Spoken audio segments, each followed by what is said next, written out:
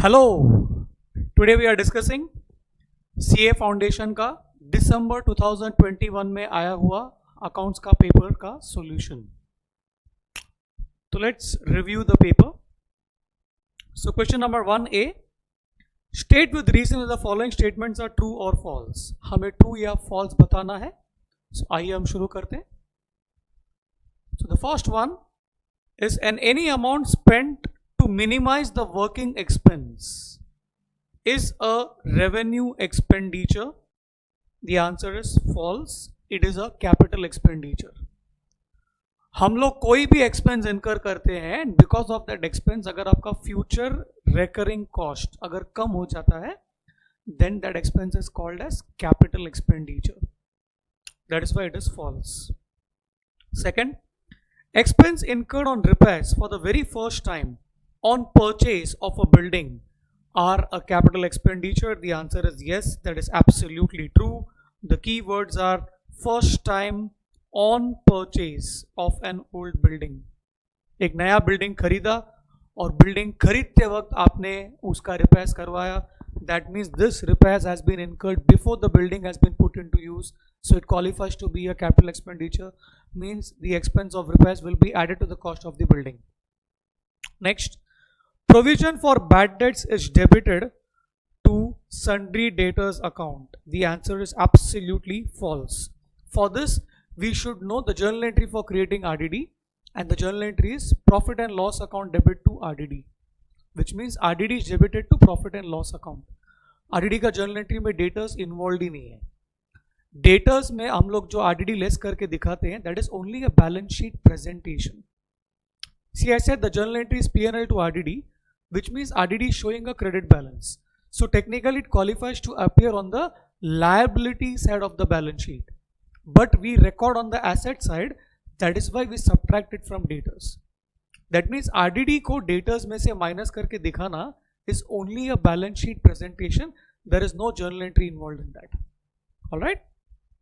Next, non-participating preference shareholders enjoy voting rights. The answer is false.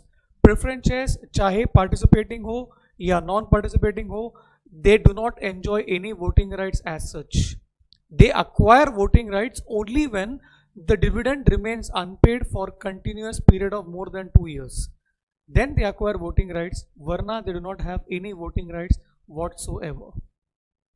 Next, there is no entry passed by the consignee in his books for the remaining stock of goods lying with him. Yes, absolutely true.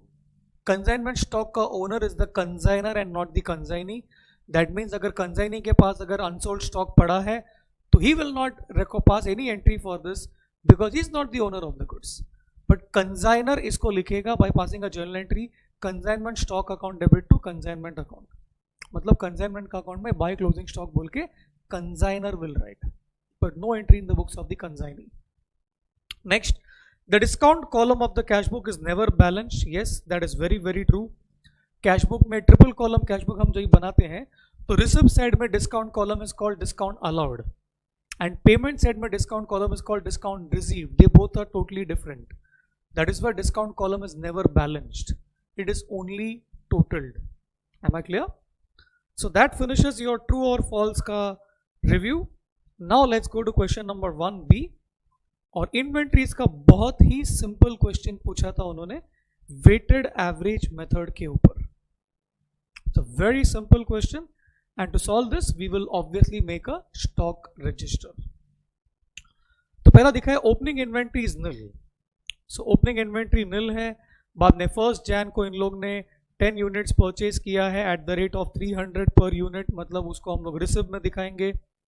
उसके बाद 15 Jan को 5 units issue किया है, उसको हम लोग consumption के लिए इश्यू किया, उसको हम लोग इश्यूज में दिखाएंगे. और उसका इश्यू का रेट क्या होगा?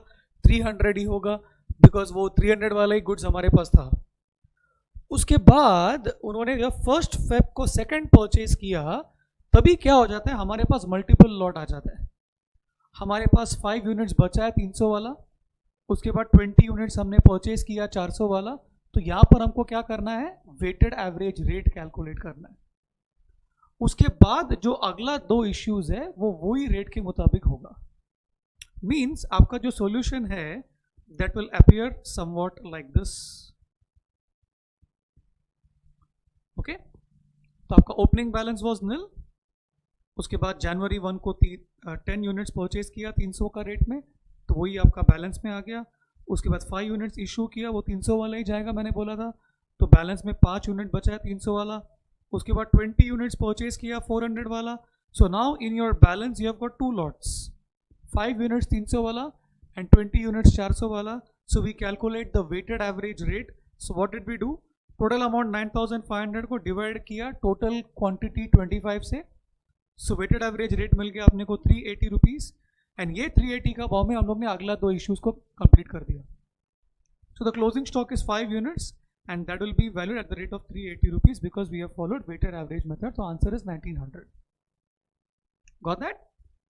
So that finishes your question number 1B ka discussion. Now let's move to question number 1C. और 1C में उसने explain the following करके 4 questions पूछ लिया एक एक मार्क के लिए. And you know what? They have picked this question straight from the module. एकदम यही ऑर्डर में मॉड्यूल में अपियर हो रहे हो. अच्छा, कहां पर अपियर हो रहे हैं, तो आपका जो चैप्टर नंबर 1 है उसमें बहुत सारे यूनिट्स है. तो एक यूनिट है जहां पर खाली डेफिनेशंस है, तो वो डेफिनेशंस वाला जो यूनिट है उधर से this question has been picked. तो 4 डेफिनेशंस पूछा है उसने. एक्रूअल बेसिस का मतलब क्या होता है, what is the meaning of amortization, what is the meaning of contingent asset and what is the meaning of contingent liability. Now accrual basis का मतलब क्या है, अकाउंटिंग का एक ऐसा तरीका जहां पर anything gets recorded regardless of the fact cash is received or paid.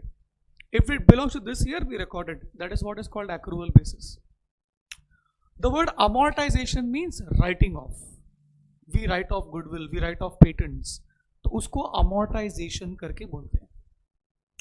Then contingent asset. Now what is the meaning of contingent asset? Let's take an example. Suppose like you bought goods from someone and the goods turned out to be defective. तो you felt very bad about it and आपने क्या कर दिया, वो firm के against, correct, case file कर दिया and you are demanding a compensation of say 2 lakh rupees. अभी ये case का outcome is not in your hand, correct? If you win the case, you get 2 lakhs. If you don't win the case, you don't get 2 lakhs. So this 2 lakhs is called contingent asset.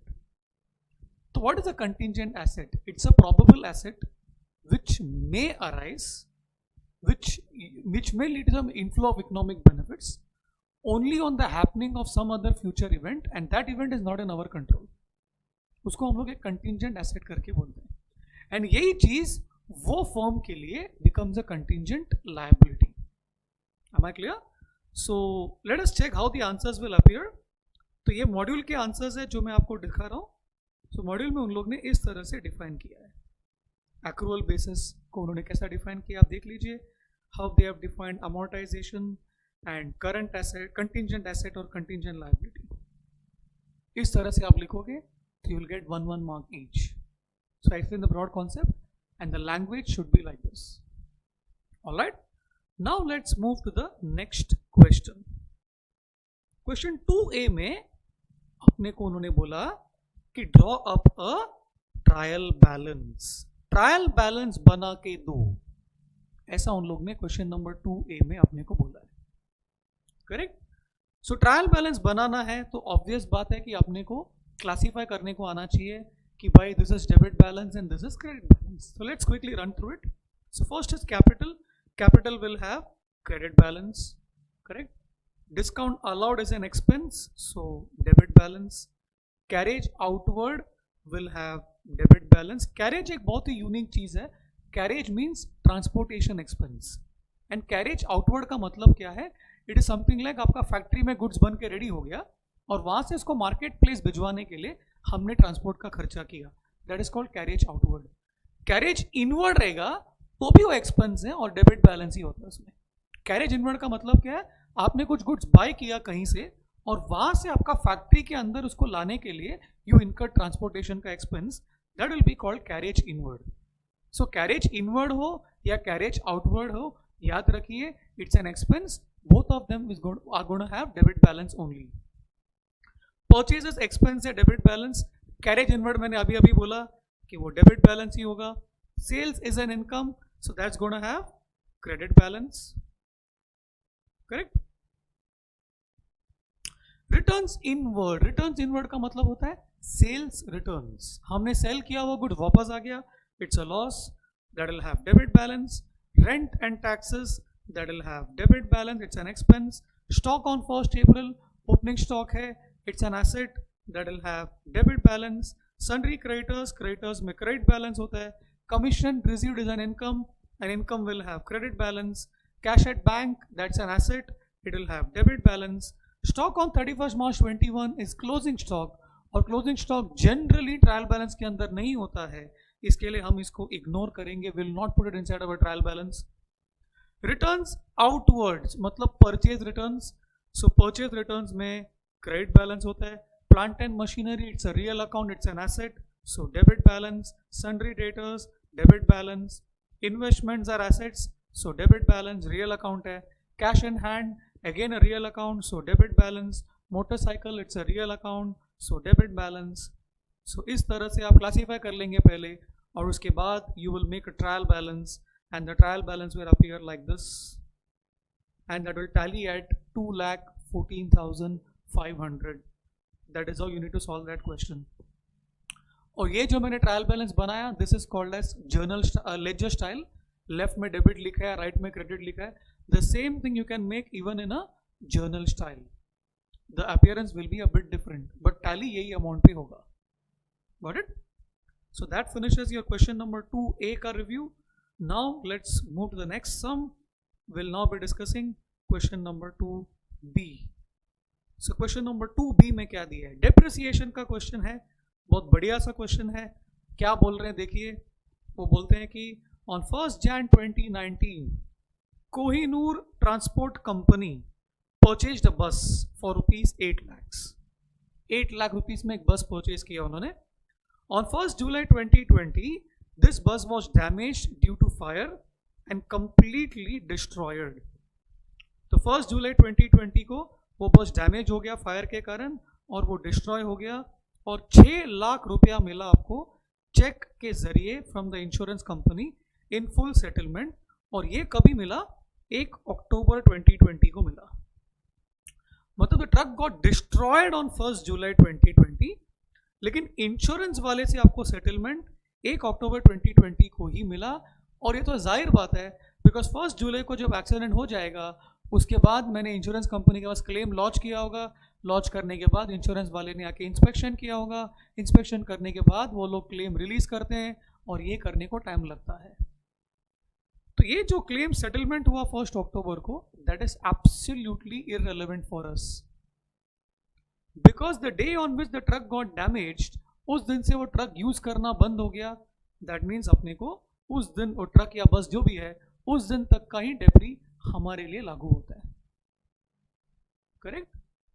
After the truck was damaged, the bus was damaged, it was not used, so we need to calculate depre only till 1st July 2020. That's very very important. फिर वही दिन को और एक बस purchase किया इन लोग ने 10 लाख रुपीज में. ठीक है. The company charges depreciation at the rate of 20% per annum under the WDV method.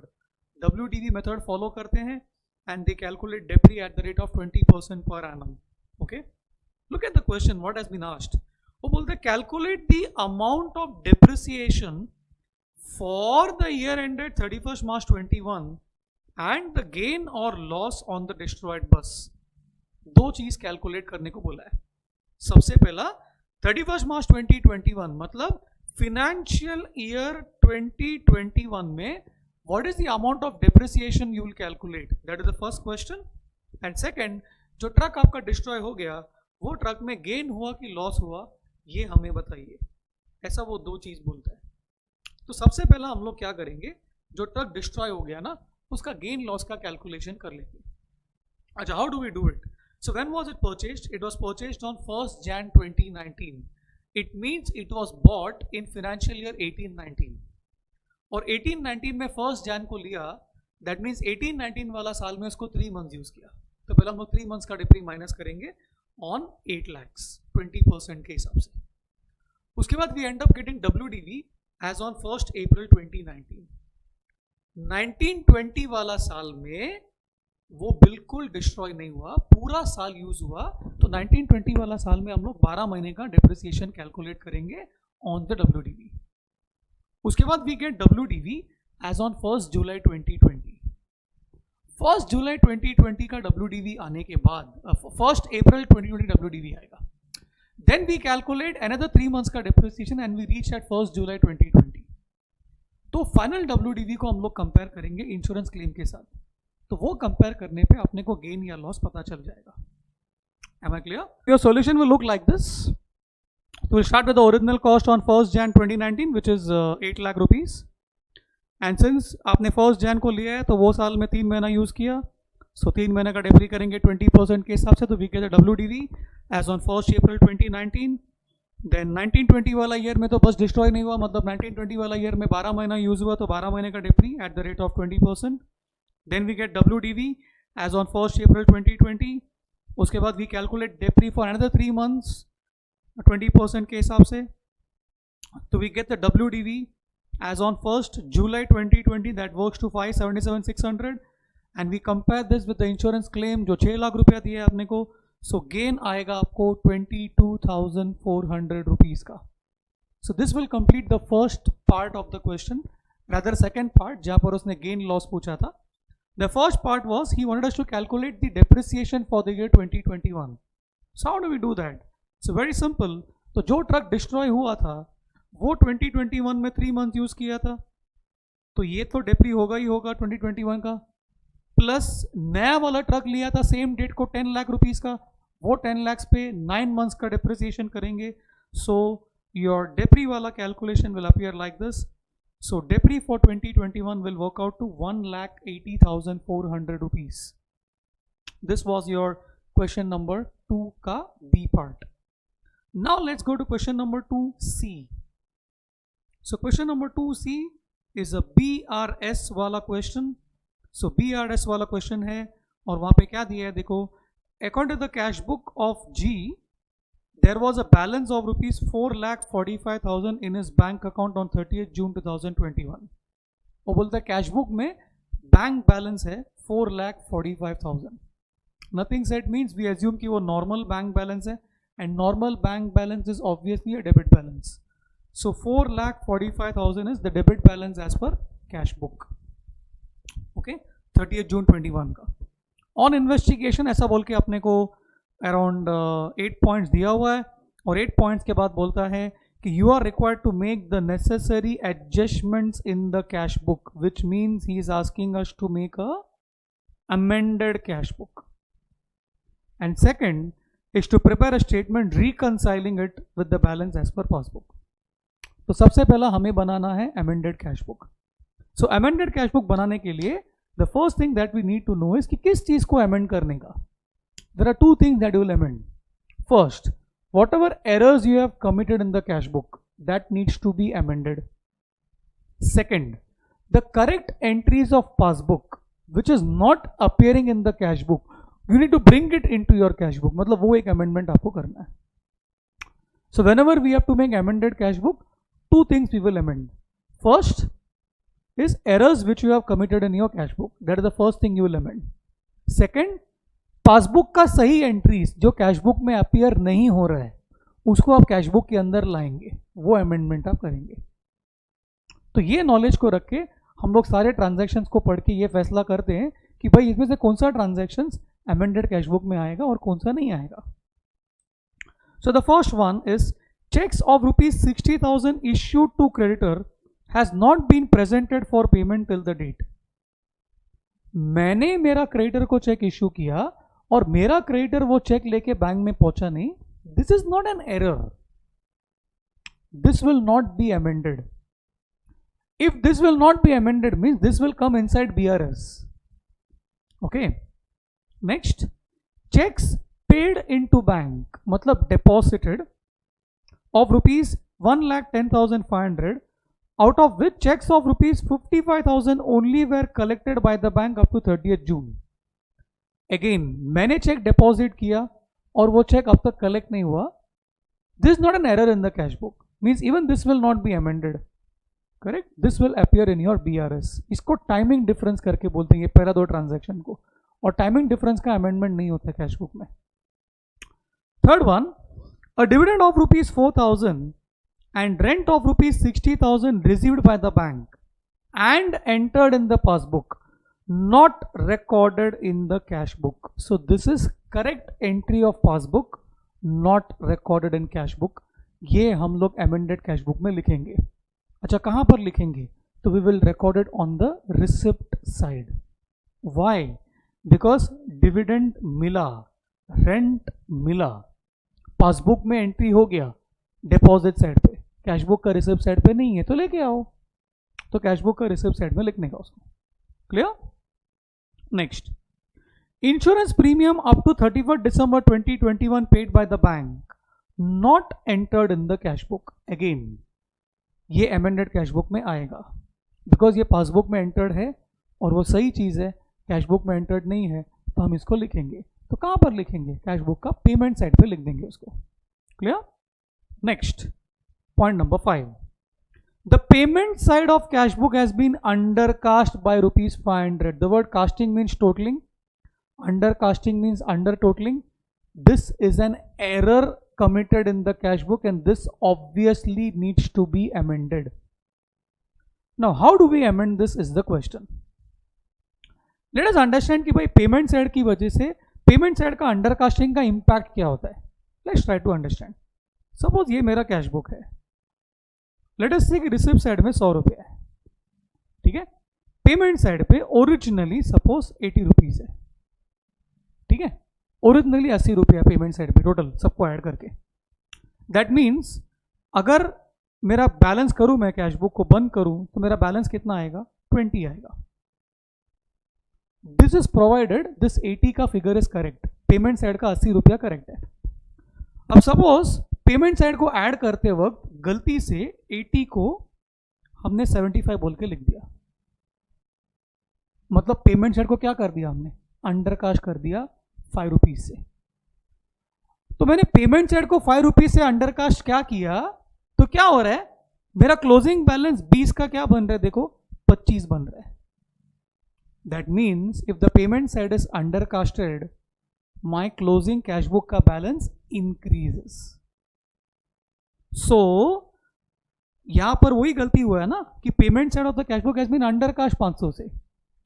तो 500 से पेमेंट साइड को अंडरकास्ट किया, मतलब जो 30 जून का क्लोजिंग बैलेंस आपको दिया है कैश बुक का, 30 जून का बैलेंस है ना, ये क्लोजिंग बैलेंस है, वो कितना दिया है? 4,45,000. ये ज्यादा है 500 रुपये से. तो सिंस ये 500 रुपये से ज्यादा है तो आपको इसको 500 से कम करना पड़ेगा. 500 से कम करने के लिए आप क्या करोगे? पेमेंट साइड पे 500 को लिख दोगे कम करने के लिए. Got the point? Amended cash book का पेमेंट साइड पे आएगा. Next, bank charges 150 shown in the passbook has not been entered in the cash book. तो ये पासबुक का सही एंट्री है जो कैश बुक में अपियर नहीं हो रहा है, मतलब अमेंड करना है. मींस अमेंडेड कैश बुक में लिखेंगे, पेमेंट साइड पे लिखेंगे एज बाय बैंक चार्जेस करके. Next, a bills payable of rupees 20,000 has been paid by the bank but not entered in the cash book. Let us put that in bracket. ये पहला part है, bank ने हमारा bills payable को पे कर दिया, मतलब बिल्स पेबल को ऑनर कर दिया, और हम लोग ने इसको कैश बुक में नहीं एंटर किया है, तो हम लोग उसको एंटर करेंगे, अमेंड करेंगे कैश बुक को, इसको हम लोग पेमेंट साइड पे लिख देंगे. Then a bill receivable of rupees 6,000 discounted with the bank at a cost of rupees 100. ये भी कैश बुक में रिकॉर्डेड नहीं है, तो हम लोग रिकॉर्ड करेंगे. अगर मैंने बिल रिसीवेबल को डिस्काउंट किया तो मेरे को पैसा मिलेगा, तो ये मैं कैश बुक का रिसिप्ट साइड में लिखूंगा. और कितना लिखूंगा? जो एक्चुअल अमाउंट जो मिला अपने को. कितना मिला अपने को? 5,900 मिला होगा, 100 रुपये डिस्काउंटिंग चार्ज कट के. तो वो हम लोग कैश बुक का रिसिप्ट साइड में लिखेंगे. Am I clear? So basically the amended cash book will appear like this. इस तरह से आपका अमेंडेड कैश बुक अपीयर होगा. हम लोग शुरू करेंगे ओपनिंग बैलेंस के साथ 4,45,000 के साथ. बाद में मैंने जो भी डिस्कस किया वो सब यहाँ पर है, देखिए. Then we get the final balance. ये है आपका rectified cash book balance, amended cash book balance, modified cash book balance, और इसके साथ हम बीआरएस शुरू करेंगे। एंड एक बात ध्यान में रखने का कि जो भी चीज़ आपने अमेंडेड कैश बुक में लिख दिया वो सब चीज़ बीआरएस में नहीं आएगा, बिकॉज वो सब चीज़ ऑलरेडी पासबुक में था या सही था और कैश बुक में आपने सही कर दिया उसको, मतलब वो पासबुक में भी है और कैश बुक में भी हम लेके आ गए उसको, दैट मीन्स वो सब बीआरएस में नहीं आएगा। जो चीज़ हमने अमेंड नहीं किया वो बीआरएस में आएगा, विच मीन्स दो ही ट्रांजैक्शन बचता है जो हम लोग को बीआरएस के अंदर लिखने गए। एक था check issued but not presented, जो फर्स्ट वाला केस था, और सेकंड वाला था जो था check deposited but not cleared. तो उसको ऐड में लिखना है कि लेस में लिखना है, उसके लिए पहले आपको ये पता होना चाहिए कि ये जो बैलेंस हमने ढूंढा कि ये डेबिट बैलेंस है कि क्रेडिट बैलेंस है। So the answer is it is a debit balance. Why? The receipt side is more ना, तो ये डेबिट बैलेंस है। तो हम लोग क्या करते हैं, we make a working note like this, और सिंस ये डेबिट बैलेंस है तो हमने उसको यहाँ पे लिखा डेबिट साइड पे। और ये वर्किंग नोट का ब्यूटी क्या होता है कि जहां पर हम सबसे पहला बैलेंस लिखते हैं उसके ऊपर we place minus sign and then we do alternate. तो ये बन गया प्लस, ये बन गया माइनस, और ये बन गया प्लस। इसके बाद हमने क्या किया, पॉइंट 1 को पढ़ा। तो पॉइंट 1 में क्या लिखा था क्वेश्चन में, तो पॉइंट 1 में वो बोलता है कि cheque of ₹60,000 issue to creditors has not been presented for payment till date. अभी चेक इश्यू किया मतलब वो कैश बुक में है। कैश बुक में कहां पर है, पेमेंट साइड पे है 60,000, लेकिन वो प्रेजेंट नहीं हुआ, क्रेडिटर्स प्रेजेंट नहीं हुआ अभी तक, मतलब पासबुक में नहीं आया।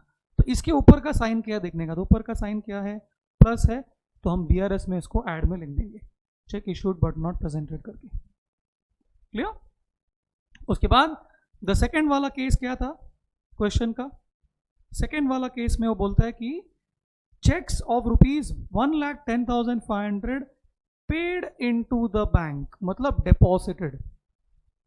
अभी चेक डिपॉजिट हम कभी करते हैं जब चेक रिसीव होता है, मतलब 1,10,500 कैश बुक का रिसिप्ट साइड पे अपियर हो रहा है, और इसमें से 55,000 का ही चेक कलेक्ट हुआ है, मतलब 55,000 ही पासबुक में आया डिपॉजिट साइड पे। तो इसको हमारा वर्किंग नोट में हम पहले प्रेजेंट करेंगे।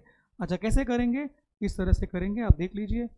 सो I will show 1,10,500 on the receipt side of my cash book, और खाली 55 का ही प्रेजेंट हुआ है, तो पासबुक का डिपॉजिट में खाली 55 आया। फिर मैंने क्या किया, दोनों का साइन देखा, तो 1,10,500 के ऊपर का साइन आप देखिए माइनस है, और 55 के ऊपर का साइन क्या है, प्लस है। तो बिग नंबर के साथ माइनस साइन है, मतलब फाइनल आंसर लेस में ही आएगा। अच्छा, लेस में कितना लिखने का, इन दोनों का डिफरेंस। तो डिफरेंस मैंने कैलकुलेट किया, देखो, माइनस 1,10,500 प्लस 55,000 का आंसर इज माइनस 55,500। तो माइनस 55,500 को मैंने बीआरएस का लेस में दिखाया, check deposited but not cleared, ऐसा करके मैंने क्या किया, फिर बैलेंस कैलकुलेट किया फाइनल। अभी हमने चालू किया था balance as per cash book से, तो ये जो हमें मिला है ये बैलेंस एज पर पासबुक है। अच्छा, हमने चालू किया था डेबिट बैलेंस के साथ, और ये आंसर पॉजिटिव है, मतलब ये क्रेडिट बैलेंस है as per passbook. And passbook में अगर क्रेडिट बैलेंस है मतलब वो क्या है, नॉर्मल बैलेंस है। करेक्ट? कभी कभी ऐसा होगा कि ये प्लस माइनस करके आपको ये वाला जो आंसर है वो नेगेटिव में आएगा। नेगेटिव में आया तो क्या करने का, तभी भी आपने शुरू किया कैश बुक के साथ तो ये बैलेंस पासबुक का ही होगा, उसमें बदलाव नहीं आएगा। लेकिन आपने डेबिट बैलेंस के साथ शुरू किया और आंसर नेगेटिव है फाइनल, तो ये भी डेबिट मानेंगे, इसको भी डेबिट लिखेंगे। Am I clear? अब उसका लॉजिक क्या है, तो लॉजिक बहुत सिंपल है। अगर मैं आपको बोलूं कि आप मेरे स्टूडेंट हो तो आप क्या बोलोगे, आप मेरे सर हो। ये नॉर्मल सिनेरियो है, इसको बोलते हैं पॉजिटिव सिनेरियो। मैं बोल रहा हूं आपको स्टूडेंट, आप बोल रहे हैं सर। लेकिन अगर ऐसा हो गया कि मैं आपको देख के बोलता हूं स्टूडेंट और आप भी मेरे को देख के बोलते हो स्टूडेंट, ये क्या है, नेगेटिव सिनेरियो है। वही लॉजिक यहां पर भी है। अगर फाइनल आंसर पॉजिटिव है तो हम शुरू करेंगे डेबिट बैलेंस के साथ, तो आंसर क्या होगा, क्रेडिट बैलेंस होगा। पॉजिटिव सिनेरियो, स्टूडेंट सर, वो वाला सिनेरियो। अगर फाइनल आंसर नेगेटिव है, इसका मतलब शुरू करेंगे डेबिट के साथ तो अंत भी डेबिट ही होगा। बट कैशबुक का पासबुक होगा या पासबुक का कैशबुक तो होगा ही होगा। Am I clear? So this finishes your BRS वाला क्वेश्चन का डिस्कशन। आइए अभी हम नेक्स्ट क्वेश्चन की ओर बढ़ते हैं। Now we are going to discuss question number 3। So question number 3 is a bills of exchange का क्वेश्चन। सो बहुत बढ़िया क्वेश्चन था, 2 बिल्स थे उसमें। तो आइए अभी हम पढ़ते हैं क्या लिखा है उधर। On 12 May 2020 A sold goods to B for rupees 36,470।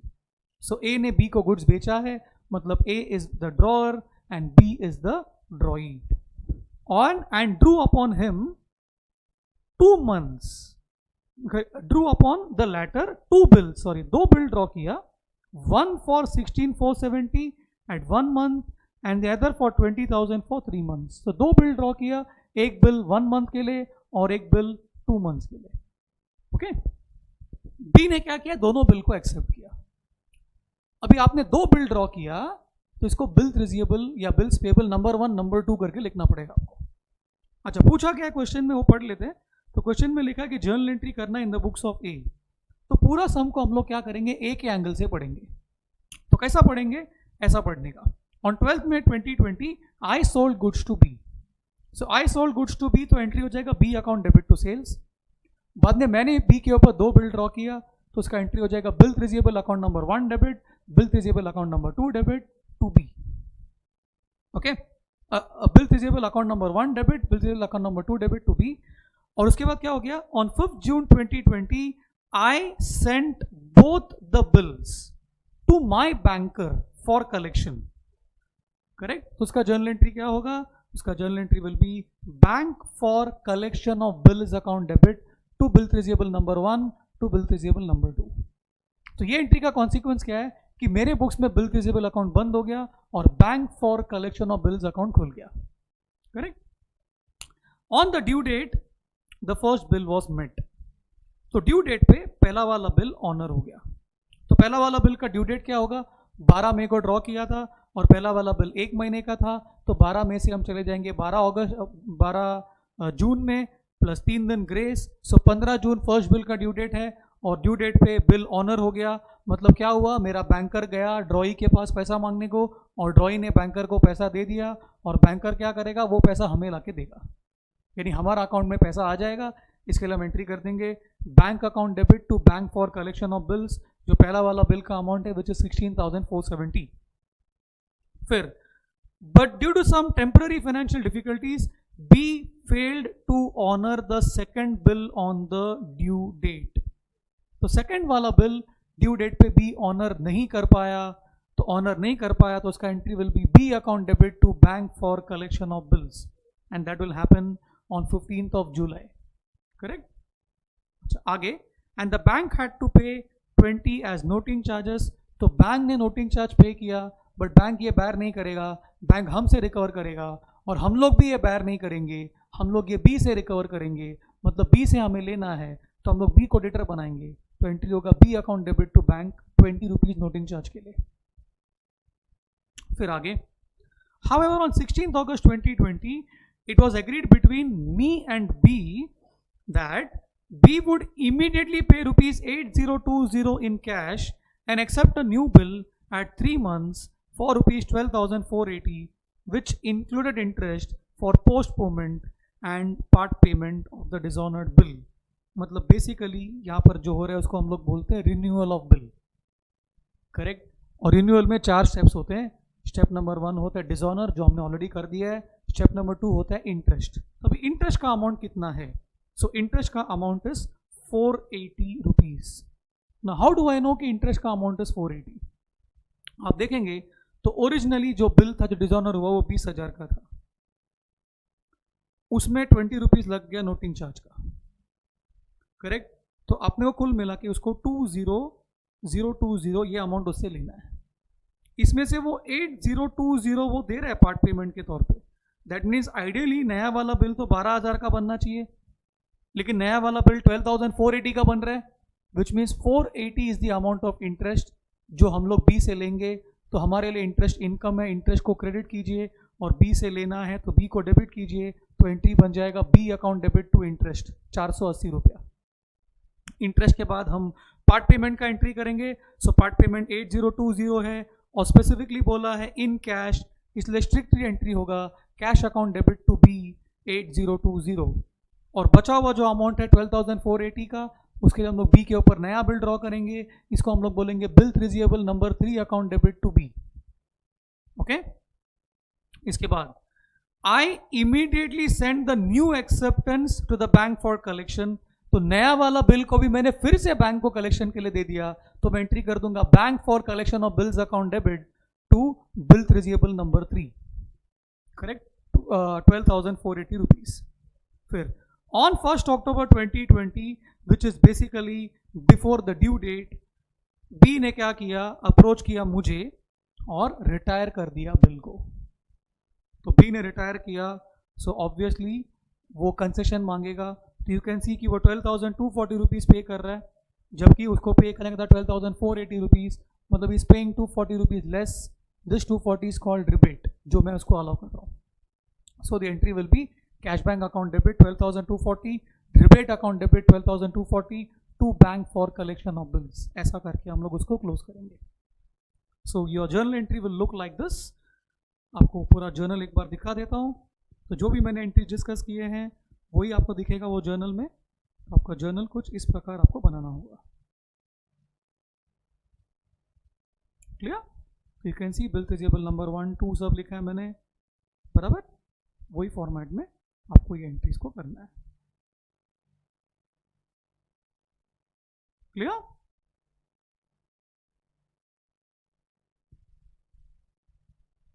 Alright. So this finishes your bills of exchange का डिस्कशन. आइए अभी हम नेक्स्ट क्वेश्चन की ओर बढ़ते हैं. So next question is question number 3 का बी पार्ट. क्वेश्चन नंबर 3 का B is your average due date का क्वेश्चन.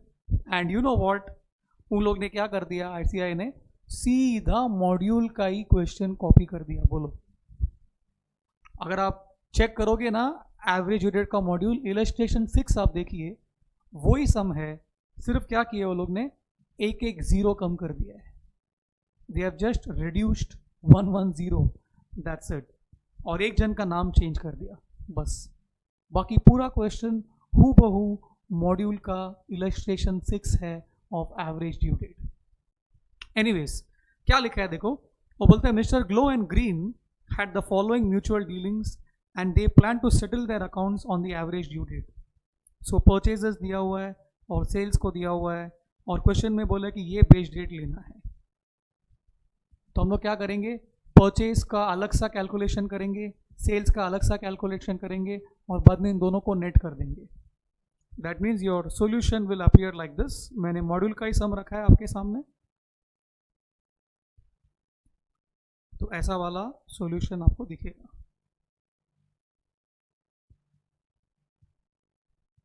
करेक्ट. बेच डेट आपने को लेना है 6 जैन, तो सारे कैलकुलेशंस आपको 6 जैन से करना है. तो हर एक ट्रांजैक्शन 6 जैन से कितना दूर है वो निकालेंगे, तो परचेज का डेज आ जाएगा. उसी तरह सेल्स का भी डेज निकालने का, 6 जैन से कितना दूर है सेल्स का डेट आ जाएगा. बाद में प्रोडक्ट निकालेंगे हम लोग अमाउंट से मल्टीप्लाई करके, बाद में दोनों प्रोडक्ट को नेट कर देंगे. नेट करने के बाद में हम लोग जो है एवरेज ड्यू डेट कैलकुलेट करेंगे. Am I clear. सो ये सब में average due date 20th Feb आएगा आपको, और 20th Feb को the net amount that should paid is 1300 रुपया, जो ग्रीन विल पे रेड. इस तरह से हम लोग कंक्लूजन लिख देंगे उसका. Am I clear. So this was your average due date का discussion. Then we move next question number 3C. So question number 3C में उसने बोला है कि attempt any one of the following 2 sub parts, either number 1 और 2.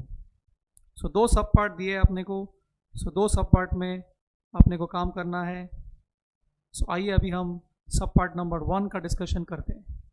सो attempt any one of the following sub parts, that is the question. Sub part number 1 का discussion हम लोग कर रहे हैं. सो क्या बोला देखो, from the following details prepare an account current as sent by A to B on 30th June 2021 by means of product method by charging interest at the rate of 6% per annum. So account current is being sent by A to B.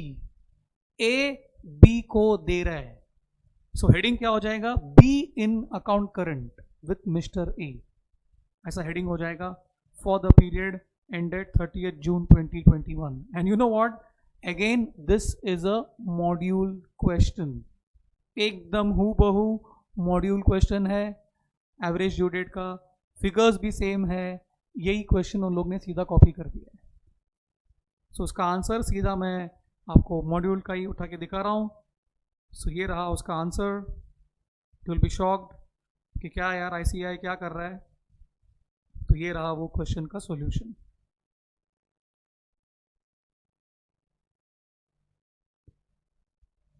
Correct. सो ऐसा आपने को हर चीज़ का days calculate करना होता है. जो opening balance है उसका डेज 182 आता है. वो कैसा आएगा मालूम है ना आपको, वो 31 डेज ऑफ जनवरी का 31 डेज लेने का, बिकॉज ओपनिंग बैलेंस का जो ड्यू डेट है Jan 1 का जो ट्रांजैक्शन है उसका ड्यू डेट 31 दिसंबर को था. Correct. So 31 days of Jan plus 28 days of Feb plus 31 days of March plus 30 days of April plus 31 days of May plus 30 days of June, ऐसे आप कैलकुलेट करेंगे तो आपको 182 डेज आएगा. ऐसा करते करते अपने को हर एक चीज़ का जो है कैलकुलेट करना है डेज, और फिर प्रोडक्ट निकालते जाना है आपको. और ये क्वेश्चन में बाद में finally you will get the product का बैलेंस विच कम्स टू 96,050, और उसके हिसाब से you will calculate the interest which works to 15.75. और सिंस आपका डेबिट साइड प्रोडक्ट कॉलम बड़ा है, प्रोडक्ट वाला कॉलम बड़ा है, मतलब इंटरेस्ट इज रिसीवेबल, तो हमारे लिए इंटरेस्ट इनकम है, इंटरेस्ट को क्रेडिट करने का और बी को डेबिट करने का, तो बी का डेबिट साइड पे आ जाएगा ऐसे टू इंटरेस्ट 15.75. और उसके बाद हम ये अकाउंट को बंद करेंगे तो क्लोजिंग बैलेंस अपने को आ जाएगा 225.75. Am I clear? So now we are doing question number 3C का सब क्वेश्चन 2 ऑप्शन था बीच में. So ये क्वेश्चन है जनरल पार्टनरशिप का. तो लेट अस सी क्या दिया है वहाँ पर. वो बोलते हैं कि A, B और C, करेक्ट, 3 पार्टनर्स है एक फर्म में, A, B एंड C, और उनका फिक्स्ड कैपिटल्स है 50,000, 25,000 and 25,000 respectively. That is their fixed capitals. As per the provisions of partnership deed, C को सैलरी मिलना चाहिए 5,000 per annum, and the partners were entitled to interest on capital at the rate of 5% per annum, or the profits and losses were to be shared in the ratio of the capitals. Ratio of capitals means in the ratio of 50:25:25, which basically means 2:1:1. ये ratio में उनका profit share होना चाहिए. और ये ratio क्यों कायम है, बिकॉज ये फिक्स्ड कैपिटल है, मतलब they are using current account. Correct. अच्छा आगे, the net profit for the year ended 31st March 2020 of rupees 33,000 and 31st March 2021 of rupees 45,000 were divided equally without providing for the above adjustments. मतलब दो mistakes हो गया. सबसे पहला mistake, profit equally बढ़ गया, ये पहला गलती किया. सेकंड गलती क्या किया, that profit got distributed without taking into account these two things. Okay, अभी पूछा गया है, you are required to pass an adjustment entry to rectify the above errors. An adjustment entry मतलब single adjustment entry करना है, and this thing will obviously be done through the current account of the partners because they are following fixed capital method. Now ऐसा वाला questions को करने के लिए सबसे पहला हमें क्या करना पड़ेगा, 1920 और 2021 ये दो फाइनेंशियल ईयर्स का सही नेट प्रॉफिट क्या है ये हमें ढूंढना पड़ेगा. अच्छा, सही नेट प्रॉफिट कैसा निकालेंगे, अपने को पता है इनकरेक्ट नेट प्रॉफिट क्या है. We know incorrect profit is 33,000 and 45,000. From this we will subtract two things. One is salary to B जो बुक्स में कंसिडर नहीं हुआ, सेकंड इंटरेस्ट ऑन कैपिटल जो बुक्स में कंसिडर नहीं हुआ. ये दो चीज को माइनस करेंगे तो अपने को सही प्रॉफिट मिल जाएगा. That is step number 1. Okay, after we find out this then we make another working note, जहां पर हम लोग क्या करेंगे, सबसे पहले गलत चीज जो भी हो गया उसको हम सुधारने की कोशिश करेंगे. तो क्या क्या चीज गलत हो गया, 3 चीज गलत हो गया. फर्स्ट, प्रॉफिट, गलत वाला प्रॉफिट गलती से 1:1:1 का रेशियो में बढ़ गया पार्टनर्स में, और प्रॉफिट पार्टनर्स कैपिटल का क्रेडिट में लिखा रहेगा, कैपिटल या करंट अकाउंट का क्रेडिट में लिखा रहेगा, उसको हम लोग रिवर्स करेंगे. That is step number 1. Step 2 में क्या करेंगे, जो सैलरी पे करने का था सी को वो रिकॉर्ड नहीं हुआ था, उसको रिकॉर्ड करेंगे. इंटरेस्ट ऑन कैपिटल रिकॉर्ड नहीं हुआ था, उसको रिकॉर्ड करेंगे. फिर जो सही नेट प्रॉफिट ढूंढा हमने, वो सही नेट प्रॉफिट को 2:1:1 का रेशियो में हम तीनों पार्टनर्स में बांटेंगे. This is going to be our modus operandi. I hope that is clear to all of you. So your solution should look like this. You can see. सबसे पहले हम लोग क्या करेंगे, वर्किंग नोट बनाएंगे to find out the correct net profit. Here we go. So गलत profit के साथ शुरू किया, सी का सैलरी को माइनस किया, इंटरेस्ट ऑन कैपिटल को माइनस किया, तो सही नेट प्रॉफिट आया 1920 का. और सेम चीज नेक्स्ट ईयर का भी कैलकुलेट किया हमने. उसके बाद ये वर्किंग नोट किया कि एडजस्टमेंट एंट्री करने के लिए क्या करना चाहिए. तो स्टेप नंबर 1 क्या करना है, reversal of the incorrect net profit that got distributed. जो गलत प्रॉफिट बढ़ गया उसको रिवर्स करो. Correct. So 33,000 was the wrong profit, जो 1:1:1 का रेशियो में बढ़ गया था 1920 में, उसको रिवर्स किया. 2021 में जो 45,000 गलत प्रॉफिट है वो भी 1:1:1 का रेशियो में रिवर्स कर दिया हमने. और सिंस हम रिवर्स करने वाले हैं, मतलब डेबिट करने वाले हैं पार्टनर्स को, इसलिए डी आर बोल के लिखा मैंने नीचे. फिर सी को सैलरी पेएबल है, मतलब ए और बी को कुछ नहीं मिलेगा, इसके लिए ए और बी के कॉलम में 0 है. और सी को हमने क्रेडिट किया 2 साल से, बराबर 2 साल का सैलरी से. इंटरेस्ट ऑन कैपिटल, तीनों पार्टनर्स का कैपिटल दिया था अपने को इंडिविजुअली.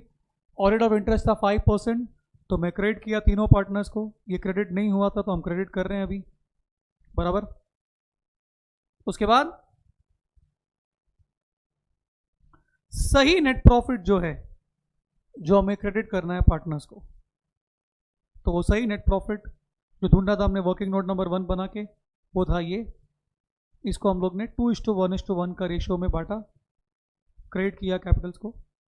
और उसके बाद हमने नेट इफेक्ट कैलकुलेट किया, मतलब जितने भी क्रेडिट्स थे ऊपर, ये सब क्रेडिट्स को ऐड किया और डेबिट्स को माइनस किया. तो माइनस करने पे ए में आंसर पॉजिटिव आता है, मतलब क्रेडिट ज्यादा है. बी में आंसर नेगेटिव में आया, मतलब डेबिट ज्यादा है. और सी में आंसर पॉजिटिव आया तो क्रेडिट ज्यादा है. तो finally your adjustment entry works out to be like this. B current account debit to A's current account to c's current account. And we have used current account because they are following fixed capital method. So adjustment entry will happen to the current account of the partners. Clear? Let's move to question number 4 now. So question number 4 was NPO का question. And वो question का beauty क्या है कि अपने को income and expenditure account बना के दिया था और उसका नीचे adjustments था and we had to make receipts and payments account and balance sheet. ऐसा ही वाला क्वेश्चन सेम एडजस्टमेंट्स के साथ हूबहू आपके मॉड्यूल के अंदर मौजूद है. ओके, सो आईसीआई कहीं ना कहीं इट्स थ्रोइंग अ चैलेंज कि मेरा मॉड्यूल बरोबर करो, अकाउंट्स में आपको 90 मार्क्स मैं दिलाऊंगा. ऐसा आईसीआई चैलेंज कर रहा है लिटरली अपने साथ. So all we need to do is do the module perfectly. Every nook and corner has to be solved, has to be gone through to crack this examination with high marks. So let's read the question. Income and expenditure account दिया हुआ है, उसमें salaries will come on the payment side. ये payment में आएगा, general expense, audit fees payment में आएगा, honorarium payment में आएगा, printing and stationery payment में आएगा, annual dinner expense payment में आएगा, interest and bank charges payment में आएगा. Depreciation happens to be a non-cash expense. This cannot come on the payment side because receipts and payments account is a cash account. So debris को हम लोग क्या करेंगे, balance sheet का asset में less कर देंगे from the relevant asset. Surplus को हम लोग ऐड टू कैपिटल फंड करेगा. Subscriptions will come on the receipt side, entrance fees will come on the receipt side, contribution for annual dinner will come on the receipt side, annual sports means receipts will come on the receipt side. Then we move on to the adjustments. So adjustment number 1, subscriptions for the year end of 20, मतलब this is the last year. Last year का subscriptions outstanding है, मतलब due, मतलब last year subscription due था. So one effect is old balance sheet का asset. Second effect, normally हम लोग इसको लेस फ्रॉम सब्सक्रिप्शंस करते हैं, अभी हम लोग क्या करेंगे, ऐड टू सब्सक्रिप्शंस करेंगे, because mind you we are going reverse, हम लोग उल्टा जा रहे हैं। हम लोग क्या यूज टू है, रिसिप्ट्स एंड पेमेंट्स अकाउंट को देख के इनकम एंड एक्सपेंडिचर बनाना, we are use to it. यहां पर इनकम एंड एक्सपेंडिचर देख करके रिसिप्ट्स एंड पेमेंट्स अकाउंट हम लोग बनाने वाले हैं, मतलब we are moving from accrual to cash, so reverse thinking will work. So जो चीज हम नॉर्मली लेस करते हैं उसको हम ऐड करेंगे, जो चीज हम नॉर्मली ऐड करते हैं उसको हम लोग लेस कर देंगे। Anyways, next, subscriptions received in advance last year was 4500, so 4500 will come in old balance sheet का लायबिलिटी साइड, एंड नॉर्मली इसको हम लोग इनकम में ऐड करते हैं, अभी हम उल्टा जा रहे हैं, इसको हम लोग क्या करेगा, लेस करेगा, लेस फ्रॉम सब्सक्रिप्शंस करेगा। Okay, then subscriptions received in advance current year में 2700 है, तो करंट ईयर का लायबिलिटी में आएगा, और नॉर्मली हम लोग इसको लेस फ्रॉम सब्सक्रिप्शंस करते हैं, अभी हम लोग इसको ऐड टू सब्सक्रिप्शंस करेंगे, बिकॉज वी आर गोइंग उल्टा। सब्सक्रिप्शंस आउटस्टैंडिंग मतलब ड्यू करंट ईयर में है 7500, तो बैलेंस शीट का एसेट में आएगा, करंट ईयर का ड्यू हम लोग नॉर्मली ऐड करते हैं, अभी हम लोग इसको लेस फ्रॉम सब्सक्रिप्शंस करेंगे। सो कुल मिला के इनकम में सब्सक्रिप्शंस जो अपीयर हो रहा है उसमें we are going to place 4 dots, कुल मिला के 4 adjustments to be done. Got it? Next, salaries outstanding at the beginning and end of the year 21 were respectively 4000 and 4500, तो साल के स्टार्टिंग का और साल के एंड का आउटस्टैंडिंग सैलरी दिया हुआ है, तो साल का स्टार्टिंग का जो आउटस्टैंडिंग सैलरी है जो 4000 रुपीज़ है, इसको हम लोग ओल्ड बैलेंस शीट का लायबिलिटी में लिखेंगे, और नॉर्मली हम लोग उसको लेस फ्रॉम सैलरी करते हैं, अभी हम लोग उसको ऐड टू सैलरी करेंगे, और ये साल का जो आउटस्टैंडिंग है 4500 उसको ये साल का लायबिलिटी में लिखेंगे, और नॉर्मली हम लोग उसको सैलरी में ऐड करते हैं, अभी हम उसको लेस फ्रॉम सैलरी करेंगे, एग्जैक्टली उल्टा। तो will locate salaries and place 2 dots on that. Next, general expenses के अंदर प्रीपेड इंश्योरेंस है टू द एक्सटेंट ऑफ 600, तो एक इफेक्ट तो प्रीपेड इंश्योरेंस है तो बैलेंस शीट का एसेट में आना चाहिए, और सेकेंड इफेक्ट उसको नॉर्मली हम लोग लेस करते हैं बिकॉज प्रीपेड है करके, अभी हम लोग क्या करेंगे, उसको ऐड करेंगे बिकॉज ये लेस हो चुका रहेगा, तो ऐड टू जनरल एक्सपेंसेस करेंगे, और हम लोग लोकेट करेंगे जनरल एक्सपेंस को, और उसमें हम लोग डॉट प्लेस करेंगे। Okay, next, audit fees for the year end for the year 2021 is as yet unpaid, so put that in bracket. वो बोलते हैं करंट ईयर का ऑडिट फीस अनपेड है, तो वो लायबिलिटी में तो आना ही चाहिए, that is the first thing. Second effect, इसको अपने को लेस करना पड़ेगा बिकॉज नॉर्मली हम लोग करंट ईयर का आउटस्टैंडिंग को ऐड करते हैं, बट अभी हम लोग लेस करने वाले हैं, but the most important thing here is the amount of that audit fees is not given. उसके लिए आपको ये पता होना चाहिए कि income and expenditure account is prepared on the basis of accrual basis, which means even though current year का audit fees पे ही नहीं हुआ, स्टिल हमने इनकम एंड एक्सपेंडिचर में करंट ईयर का ही ऑडिट फीस को लिखा रहेगा। मतलब ये जो ऑडिट फीस हम देख रहे हैं यहाँ पर 2500, ये करंट ईयर का है जो अब तक पे नहीं हुआ है। सो द अमाउंट इज 2500 रुपया, जो हम लोग बीएल में लिखेगा और लेस फ्रॉम ऑडिट फीस करेगा। Understood? Then during the year 21 मतलब करंट ईयर के दरमियान, audit fees for the year 2020 मतलब लास्ट ईयर वेर पेड। वो बोलते ये साल के दरमियान लास्ट ईयर का ऑडिट फीस पे किया, इसका मतलब लास्ट ईयर में ऑडिट फीस पे नहीं किया था, मतलब ये ओल्ड बैलेंस शीट का लायबिलिटी में आना चाहिए सबसे पहला तो। और सेकंड इफेक्ट, नॉर्मली हम लोग इसको लेस फ्रॉम ऑडिट फीस करते हैं, अभी हम लोग उसको ऐड टू ऑडिट फीस करेंगे। So basically we are going to place 2 dots in audit fees. Okay, next, the club owned a freehold lease of ground valued at rupees 1 lakh, तो ये old balance sheet का asset में आएगा और ये साल का बैलेंस शीट का एसेट में भी आएगा। Okay, old BA and BA, ये उसका 2 इफेक्ट होगा। Then the club had sports equipment on 1st Jan 2021 valued at 26,000, so this will come in old BA and ये साल का BA। और ये 26,000 पे हमें एक डॉट भी प्लेस करना है बिकॉज हमने डेप्रिसिएशन देखा था ऊपर, और डेप्रिसिएशन तो इसी पे होगा. At the end of the year 21, after depreciation, this equipment amounted to 27,000. 27,000 is depre के बाद वाला वैल्यू. इट्स स्ट्रेंज ना, डेप्री के बाद तो एसेट का वैल्यू कम होना चाहिए ना. पर आप देखो क्या बोल रहे हैं, साल के स्टार्टिंग में 26,000 था और डेप्री के बाद the value is 27, which means जरूर करंट ईयर में कुछ परचेज हुआ है और वो परचेज हमें ढूंढना है और वो ढूंढ के पेमेंट में दिखाना पड़ेगा उसको. Now how to calculate the purchase, that's very important. सबसे पहला तो ये 27,000 जो वैल्यू है वो डेप्री के बाद वाला वैल्यू है, मतलब ये बैलेंस शीट का आउटर कॉलम वाला वैल्यू है. पहले ये अंडरस्टैंडिंग डेवलप करो. अभी परचेज कैसा ढूंढने का देखो. ओपनिंग बैलेंस कितना था, 26,000 था ओपनिंग बैलेंस साल के स्टार्टिंग में. डेप्री का फिगर हमको मालूम है कितना है, यहां पर है एक्सपेंडिचर में, आप देख सकते हो कि डेप्री का फिगर इज 3,000 रुपीज.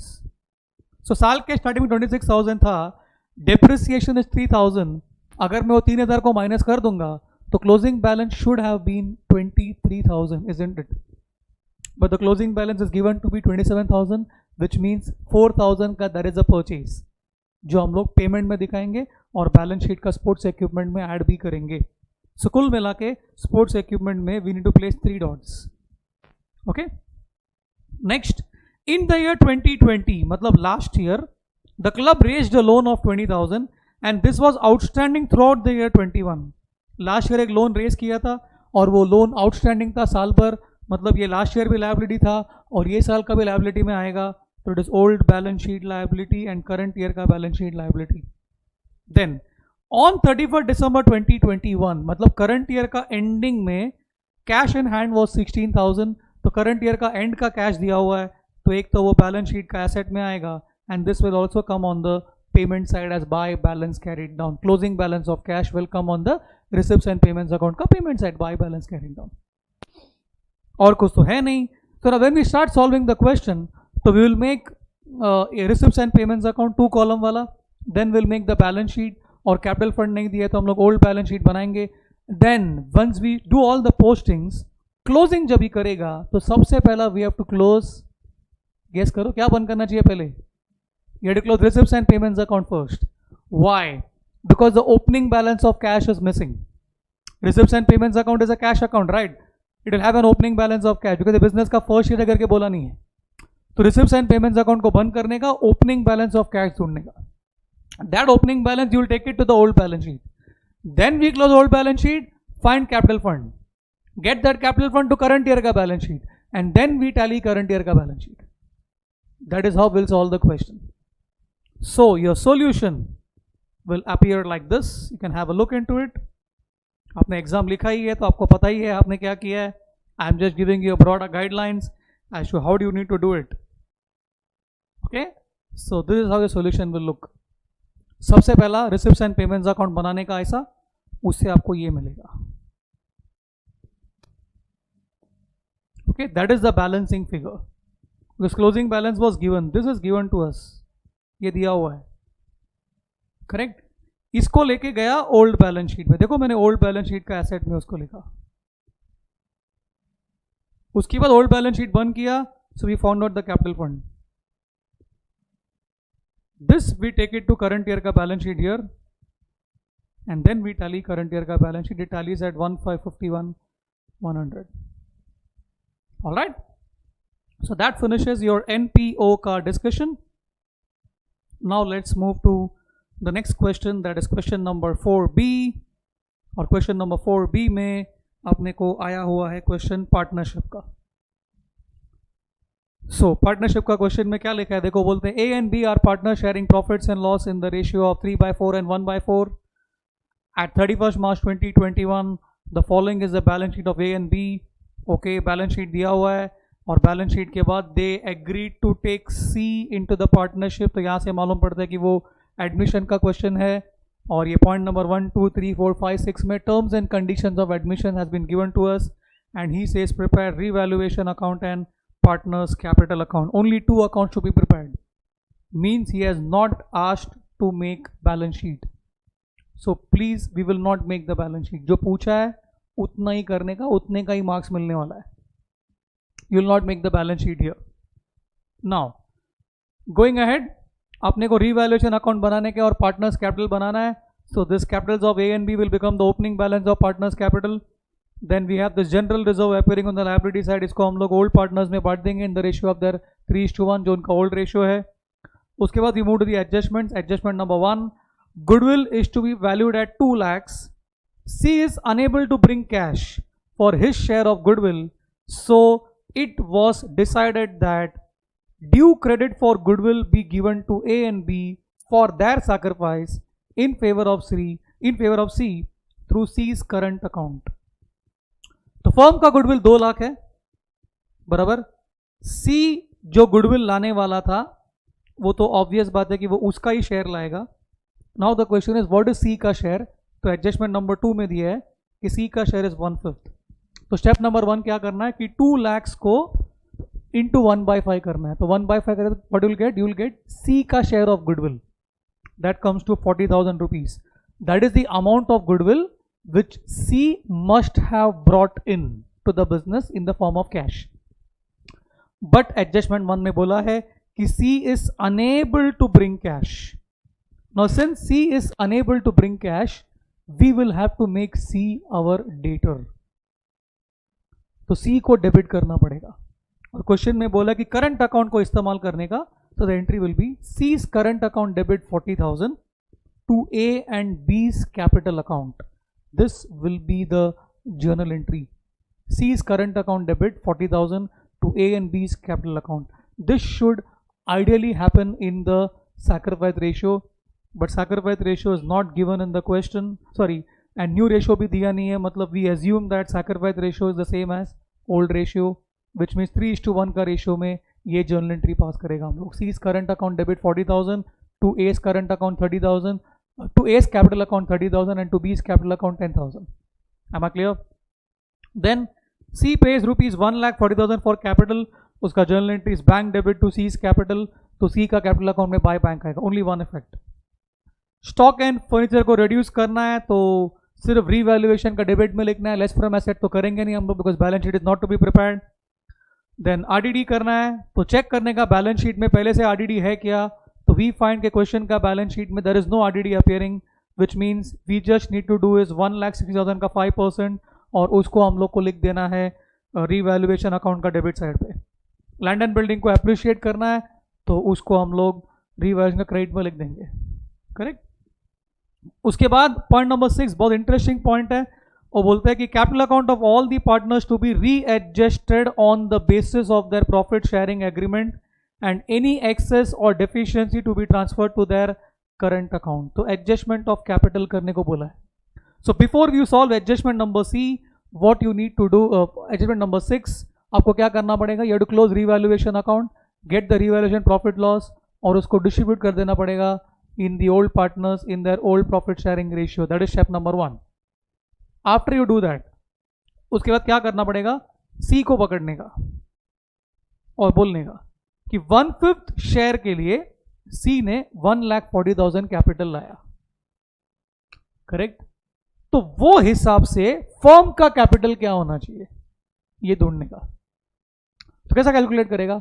1/5 इज 1,40,000. सो 1 कितना क्रॉस मल्टीप्लाई करने का. तो basically 5 times of 1,40,000 7 lakh rupees कुछ तो भी आएगा. दैट विल बी फर्म का कैपिटल. इसको देन अलोकेट करने का इन the new profit sharing ratio. अच्छा वो दिया है कि आपने को नहीं दिया है. तो पहला क्या करेगा हम लोग, will calculate the new profit sharing ratio. Correct. कैसा करेगा, 1 - 1/5 करने का, फिर 4/5 आएगा. 4/5 को 3:1 का रेशियो में डिस्ट्रीब्यूट करके हम लोग न्यू पीएसआर कैलकुलेट करेंगे. न्यू पीएसआर कैलकुलेट करने के बाद हम लोग एडजस्टमेंट ऑफ कैपिटल करेंगे. तो 7 लाख रुपीज जो कैपिटल पूरा फर्म का आया उसको हम लोग न्यू प्रॉफिट शेयरिंग रेशियो में तीनों पार्टनर्स में डिवाइड करेंगे और उसको हम लोग कैपिटल अकाउंट का डेबिट में लिख देंगे, टू बैलेंस कैरीड डाउन करके. उसके बाद we will close the capital account and find out the difference. और डिफरेंस को या तो टू करंट या तो बाय करंट बोल के लिखना है. So in short your solution will appear something like this. You can have a look into it.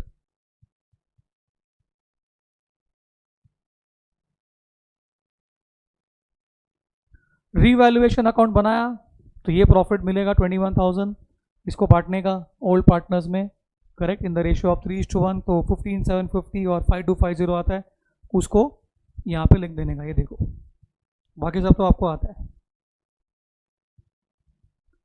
Goodwill का एसेट देखो, C's current account debit to A B बोला मैंने, तो देखो ए बी का क्रेडिट में लिखा है, देखो बाय सीज करंट अकाउंट। उसके बाद क्या किया, वर्किंग्स में गया मैं, I found out the new profit sharing ratio which comes to 3:1:1। फिर 1/5 शेयर के लिए सी ने लाया 1,40,000, तो वो हिसाब से फर्म का कैपिटल 7 लाख होना चाहिए। तो ये 7 लाख को क्या करने का, हम लोग डिवाइड कर देगा between A B and C in the new profit sharing ratio of 3:1:1, ये रेशियो में डिवाइड कर देने का। तो वो डिवाइड किया ना तो ऐसा आएगा,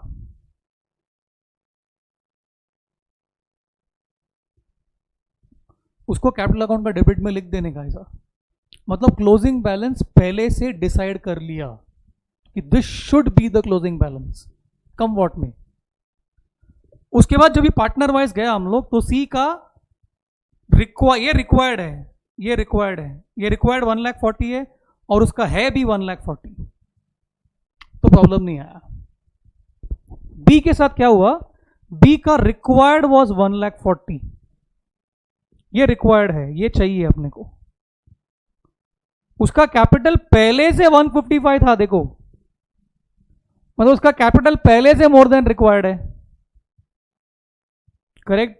बाद में और 15,000 ऐड हो गया, और 10,000 ऐड हो गया, और 5,250 ऐड हो गया, मतलब उसका कैपिटल है कितना 185,250, जबकि रिक्वायर्ड कितना है खाली 1,40,000, मतलब उसका उतना एक्सेस कैपिटल है। तो आइडियली ये अमाउंट उसको रिफंड हो जाना चाहिए, बट क्वेश्चन में बोला है कि नहीं, करंट अकाउंट में ट्रांसफर करो, इसलिए हमने लिखा टू बीस current account and this will come in the balance sheet का लायबिलिटी साइड, अगर हम ये क्वेश्चन में बैलेंस शीट बनाते तो। अच्छा, लायबिलिटी में क्यों लिखते हैं हम लोग, बिकॉज ये क्रेडिट बैलेंस है, क्रेडिट साइड बड़ा है ना बी का, मतलब ये अमाउंट पेएबल है टू बी, तो ये फर्म की लायबिलिटी है। नाउ ए का देखते हैं, तो ए का रिक्वायर्ड इज 4,20,000 फाइनली, ए का 2,85,000 था पहले, मतलब 4,20,000 से कम था। बाद में ये सबको ऐड हुआ ना, तो भी उसका 4,20,000 नहीं हो रहा है, उसका कैपिटल रिक्वायर्ड से कम है। तो लेट अस फाइंड आउट कि what is the amount which A needs to bring in. तो डेबिट साइड बढ़ा था ए का, डेबिट साइड को ऐड किया, सेम टोटल सेम लाइन सामने लिखा, ये अमाउंट मिला 44,250। This is the amount which A has to bring in, इतना पैसा ए लेके आएगा।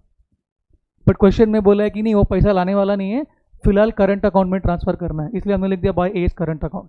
ये बैलेंस शीट का एसेट साइड में आएगा, because this is the amount which the firm needs to receive from mister A.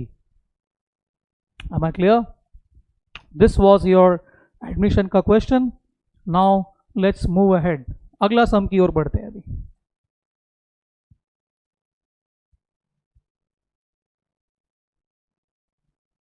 Question 5A, rectification of errors का इससे सिंपल क्वेश्चन शायद ही हम लोग एग्जाम में आने का उम्मीद कर सकते हैं।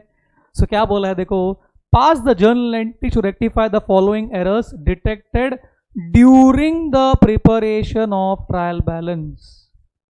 ड्यूरिंग मतलब आप before the preparation of trial balance करके भी मान सकते हैं, ओके। एंड क्वेश्चन का ब्यूटी क्या है मालूम है, सारे एरर्स जो क्वेश्चन में थे, सारे एरर्स टू साइडेड एरर्स ही थे, all of them. And the beauty of the question, first one, wages paid for construction of office building debited to wages account. अभी ऑफिस बिल्डिंग का कंस्ट्रक्शन कर रहा है, मतलब एक एसेट का कंस्ट्रक्शन कर रहा है, एसेट का कंस्ट्रक्शन करने के लिए आप वेजेस इनकर कर रहे हैं, that's a capital expenditure. So building account he debit होना चाहिए, बट क्या बोलते हो कि वेजेस अकाउंट को डेबिट कर दिया, मतलब he has ended up treating a capital expenditure as a revenue expenditure, and this is called as error of principle, which is always a two-sided error. So wrong entry कर दिया wages to cash, correct entry है इसका building to cash, wrong को reverse करेंगे तो wrong को reverse किया तो आ जाएगा cash to wages, बाद में cash cash कट हो जाएगा, then the final journal entry will be building account debit to wages. This will be your rectification entry. Okay. Next, a credit sale of goods of rupees 1200 to Ramesh was wrongly passed to the purchase book. अभी credit sale of goods को sales book में लिखना चाहिए, but sales book में लिखने की बजाय उसको परचेज बुक में लिख दिया, मतलब it's a recording mistake, and recording mistake है तो it is a two sided error of commission. Okay, so correct entry है Ramesh to sales, wrong entry कर दिया परचेज टू रमेश, रॉन्ग को रिवर्स करेंगे रमेश टू परचेज, उसके बाद देखें तो कुछ भी कट नहीं होएगा, तो फाइनली बचेगा Ramesh debit to purchase to sales, ये उसका जर्नल एंट्री बनेगा. Next, an amount of rupees 2000 due from Mr. Mahesh Chand which had been written off as bad debts, in the previous year was unexpectedly recovered and has been posted to the personal account of Mahesh Chand. तो गलती posting में है, but still it's a two-sided error because amount wise debit is equal to credit. इसका recording कहाँ पे हुआ रहेगा? Recording cash book में हुआ रहेगा. करेक्ट, कैश बुक में कहाँ पे हुआ रहेगा? रिसिप्ट साइड में हुआ रहेगा. अच्छा, पोस्ट कहाँ होना चाहिए था? ये बैड डेट्स रिकवर्ड के अकाउंट में पोस्ट होना चाहिए था, बट पोस्ट कहाँ हो गया? महेश चंद के अकाउंट में हो गया. अच्छा, महेश चंद के अकाउंट में कौन सा बाजू में वो दिया है क्या? नहीं दिया है, तो we have to assume that bad debts recovered का जो क्रेडिट में पोस्ट होना चाहिए था वो महेश चंद का क्रेडिट में पोस्ट हो गया. इसके लिए amount wise debit equal to credit है, मतलब ये टू साइडेड एरर ही है. करेक्ट एंट्री इसका है cash to bad debts recovered, wrong entry हो गया cash to Mahesh Chand, wrong को रिवर्स कीजिए Mahesh Chand to cash, cash cash cut हो जाएगा, फाइनली बचेगा Mahesh Chand account debit to bad debts recovered account. Okay, error of commission है ये, टू साइडेड कैटेगरी वाला. Next, goods cost being 5000, sales price being 6000, distributed as free samples among prospective customers were not recorded anywhere. मतलब ये error of complete omission है. Error of complete omission is obviously a two-sided error. Now the question here is now कि कौन सा amount का entry करने का, 5000 कि 6000? So the answer is 5000. You will ignore 6000 because please understand selling price is applicable only for those goods which are sold. Did I sell those goods? No. What am I doing? I am distributing them as free samples. So cost price पे record करने का. So correct entry है advertisement account debit to purchases. Wrong entry is dash, reverse भी dash. तो यही आपका rectification entry भी होगा. Advertisement account debit to purchases 5000. Okay. Next, goods worth rupees 1500 returned by Green again have not been recorded anywhere. So again error of complete omission. It's a two-sided error. Correct entry है returns inwards account debit to Green, wrong entry dash, reverse भी dash. तो वही आपका rectification entry भी होगा, returns inwards account debit to Green. Okay, so your solution will appear like this. वैसे मैंने बोल ही दिया है पूरा, but फिर भी आपको एक बार देखना है. So इस तरह से आपको solution present करके दिखाना चाहिए आपका.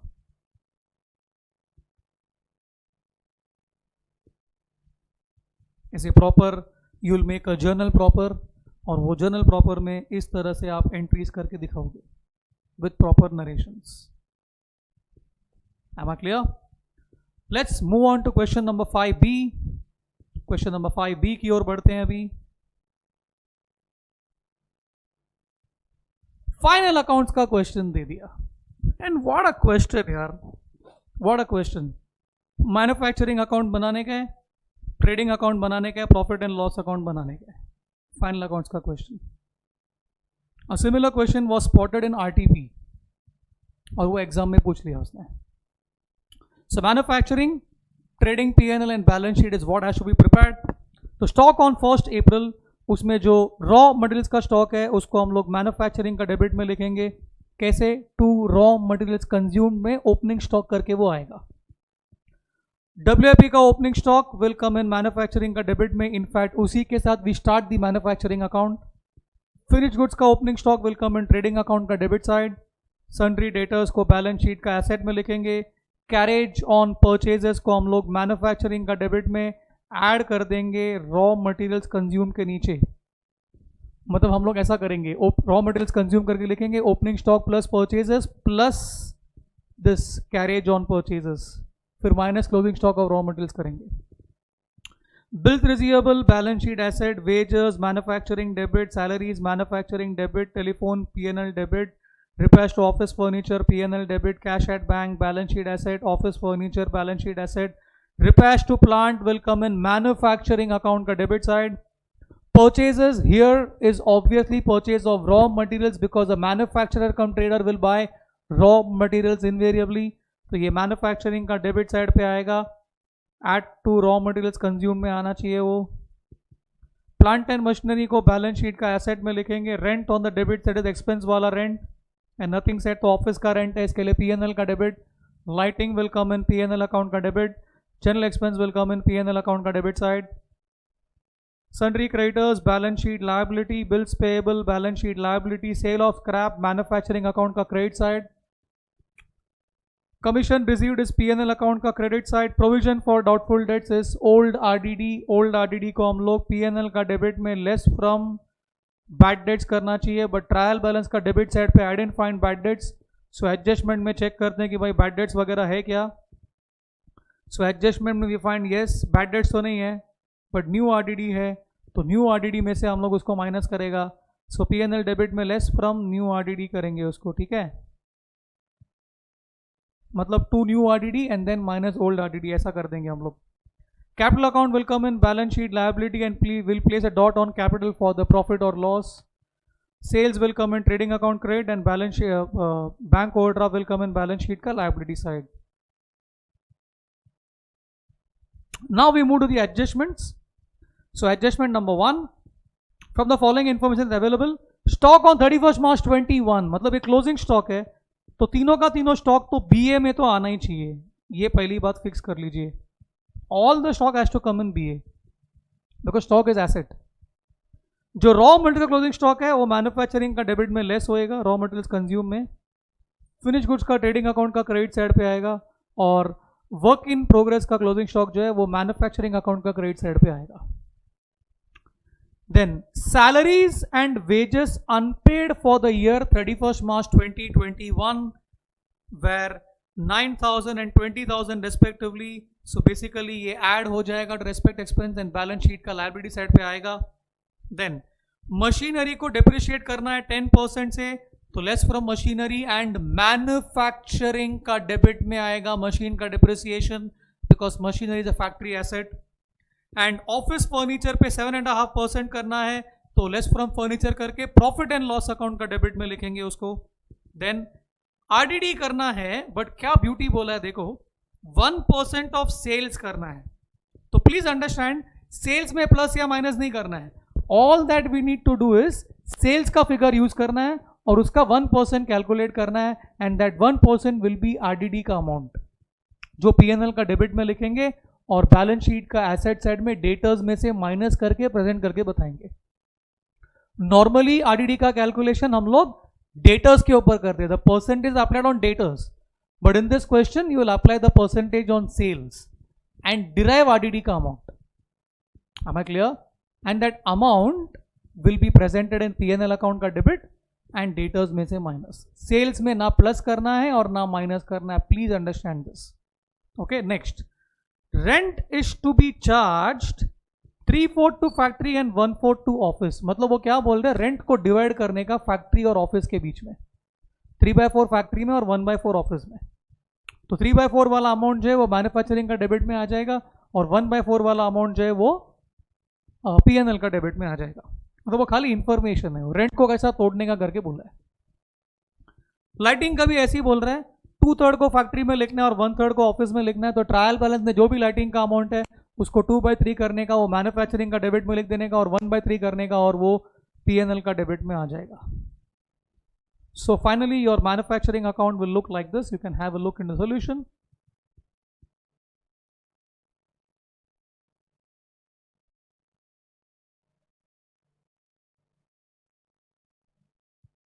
आपका मैन्युफैक्चरिंग अकाउंट ऐसे दिखेगा.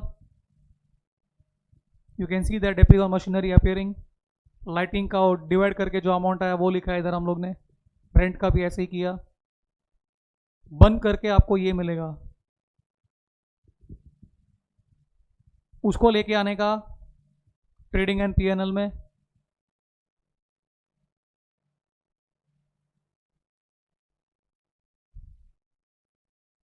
Correct. Then finally you get the net profit. Fine. All right. Now,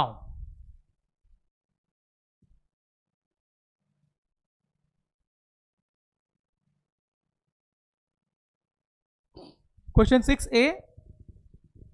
Fashion Garment Limited invited applications for issuing 10,000 equity shares of rupees 10 each. The amount was payable as follows. ऐसा करके application allotment first call second call करके सब अपने को दिया हुआ है, और बाद में वो बोलते हैं कि pass necessary journal entries in the books of fashion garment limited.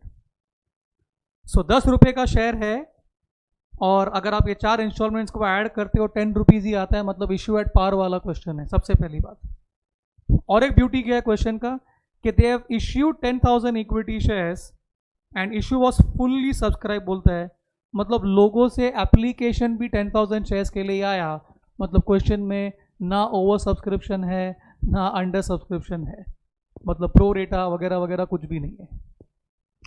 और क्या क्वेश्चन में जस्ट है कि 3 डिफॉल्टर्स है, एक राम करके एक डिफॉल्टर है, बाद में एक श्याम करके डिफॉल्टर है, और एक मोहन करके डिफॉल्टर है। 3 डिफॉल्टर्स है, राम, श्याम और मोहन। और राम ने क्या किया, अलॉटमेंट में पैसा नहीं दिया तो उसका शेयर को वहीं पे फोरफिट कर दिया गया। श्याम जो है उसने फर्स्ट कॉल में पैसा नहीं दिया तो उसका शेयर फर्स्ट कॉल के बाद फोरफिट कर दिया गया। और मोहन जो है उसने फाइनल कॉल का पैसा नहीं दिया तो उसका शेयर फाइनल कॉल के बाद फोरफिट किया गया। सो तीनों के केस में आपका जो अमाउंट कॉल्ड अप है जिससे हम लोग फोरफिचर का एंट्री शुरू करते हैं, अमाउंट कॉल्ड अप अलग होगा। In case of Ram the amount called up will be 3 रुपया, 1 + 2 एप्लीकेशन का 1, अलॉटमेंट का 2। In case of Shyam it will be 1 + 2 + 3 मतलब 6 रुपया, and in case of Mohan it will be 1 + 2 + 3 + 4 मतलब 10 rupees will be the amount called up. Okay, उसके बाद question का और एक बहुत ब्यूटी क्या है, all the forfeited shares were reissued at 9 per share, मतलब जितना भी शेयर को फोरफिट किया सारा का सारा शेयर्स को रीइश्यू कर दिया, 9 रुपए के भाव में रीइश्यू किया, मतलब 1 रुपए का लॉस है। And since all the forfeited shares are reissued, तो शेयर फोरफीचर में जितना भी बैलेंस है वो पूरा का पूरा बैलेंस हम लोग कैपिटल रिजर्व में ट्रांसफर कर सकते हैं। We need not make any working note to calculate how much amount will go to capital reserve. So in short अगर आप क्वेश्चन देखेगा कितना एंट्रीज करना है, तो हर इंस्टॉलमेंट का 2 एंट्री होता है।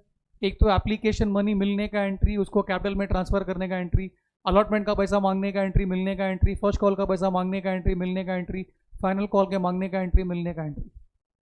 सो ऐसा आप देखेंगे तो 8 एंट्री हो गया। 3 जन का फोरफीचर है तो वो 3 एंट्री तो हो गया 11 एंट्री। बाद में रीइश्यू का 1 एंट्री 12 एंट्री, और बाद में शेयर फोरफीचर को ट्रांसफर करना है कैपिटल रिजर्व में 13 एंट्री, उसका 15 मार्क। सो लगभग बेसिकली 1 मार्क पर एंट्री का हिसाब वो लोग ने रखा है। Okay, so you can look into your journal will appear like this.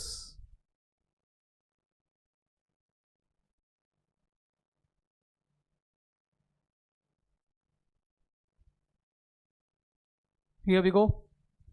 So bank debit to application 10,000 shares पे 1 रुपीज, देन वही अमाउंट कैपिटल में ट्रांसफर किया। बाद में अलॉटमेंट का पैसा मांगने का एंट्री किया, 10,000 शेयर्स पे 2 रुपया पर शेयर मांगने का एंट्री किया। रिसीव करने का टाइम पे एक जन ने पैसा नहीं दिया तो 100 शेयर पे पैसा आपको नहीं मिला, उसको काट के हम लोग ने एंट्री किया रिसीव करने का, और उसके बाद उसका शेयर तुरंत को फोरफिट कर दिया, इसलिए पहला वाला आदमी का फोरफीचर का एंट्री किया। So equity share capital account debit 3 रुपया कॉल्ड अप था वो स्टेज में, and then to allotment in arrears and to share forfeiture. अब सिंस 100 शेयर आपने फोरफिट कर दिया अलॉटमेंट के साथ, इसके अलॉटमेंट के बाद इसके लिए फर्स्ट कॉल 9,900 शेयर पे ही मांगा, दैट इज इंपॉर्टेंट। मांगने के बाद मिलने के टाइम पे 150 शेयर पे पैसा नहीं आया तो एरियर्स को रिकॉर्ड किया, और उसके बाद वो 150 शेयर को फोरफिट कर दिया। ये सेकंड वाला फोरफीचर का एंट्री। और ये स्टेज में अमाउंट कॉल्ड अप 6 रुपया था, इसके लिए 6 से डेबिट किया। फिर जब फाइनल कॉल मांगने को गया तो 9,900 शेयर्स था फर्स्ट कॉल के पहले, अब फर्स्ट कॉल के बाद में और 150 शेयर्स चला गया, तो 9,750 शेयर्स पे फाइनल कॉल का पैसा मांगा, उसमें 50 शेयर पे पैसा नहीं मिला, तो एरियर्स को बुक किया 50 शेयर्स पे, और उसके बाद वो 50 शेयर को फोरफीट किया, और यहां पे अमाउंट कॉल्ड अप 10 रुपीज था। उसके बाद सारे शेयर्स को री इश्यू किया, तो ये हो गया मेरा री इश्यू का entry, and then finally share forfeited to capital reserve 550 रुपये आ जाए। Got the point? So this was your for issue of shares का journal entry, issue of shares का एंट्रीज। और फोरफीटेड टू कैपिटल रिजर्व का amount कैसा आया, तो जर्नल एंट्री मैंने ऊपर देखा, जहां जहां फोरफीचर क्रेडिट है उसको ऐड किया, और जहां पर डेबिट है उसको माइनस किया, तो 550 का डिफरेंस आता है, तो 550 को हम लोग ने बिंदास ट्रांसफर कर दिया कैपिटल रिजर्व में, बिकॉज पार्शियल री इशू नहीं है।